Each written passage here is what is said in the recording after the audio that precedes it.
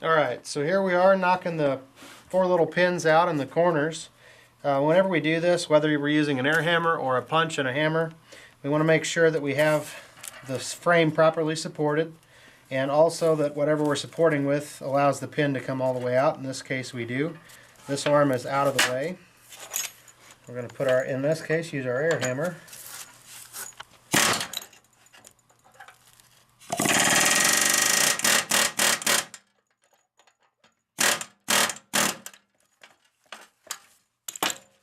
And that's just that easy. Notice the pins are knurled in four locations. Steiner's pins are exactly like the originals. You might want to be mindful that some pin kits supplied out there have a different knurling in here that can damage the bushings when they're installed. Steiner went through the trouble to try to make them exactly like the originals. So we're just going to knock the other pin out,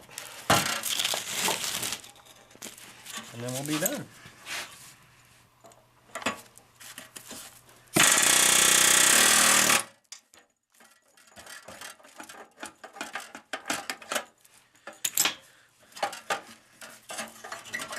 Now our arm comes out, and we've completely disassembled the Floatrite mechanism.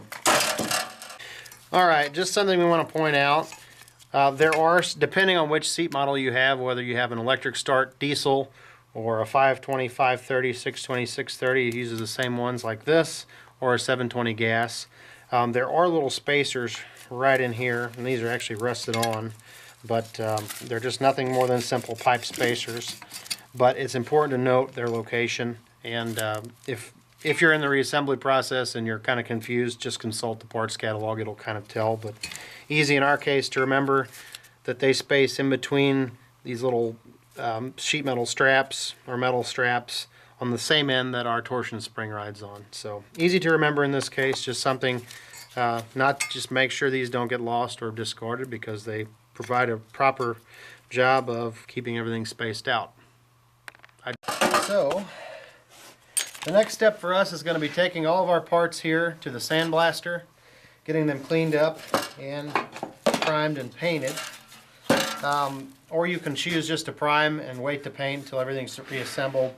It's also a good time, these little skirts, these sheet metal skirts, you know, there's places here where they're cracked and warped. Sometimes these are damaged. It'd be a good time to try to go in and fix them. MIG welder and some tin strips or sheet metal strips on the bottom side where it will not be visible. It's a good way to fix some of this.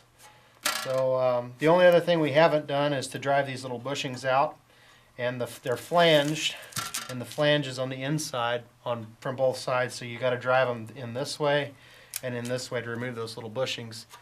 And we'll talk about reinstalling them when we have everything cleaned up. For now, we're headed to the sandblaster.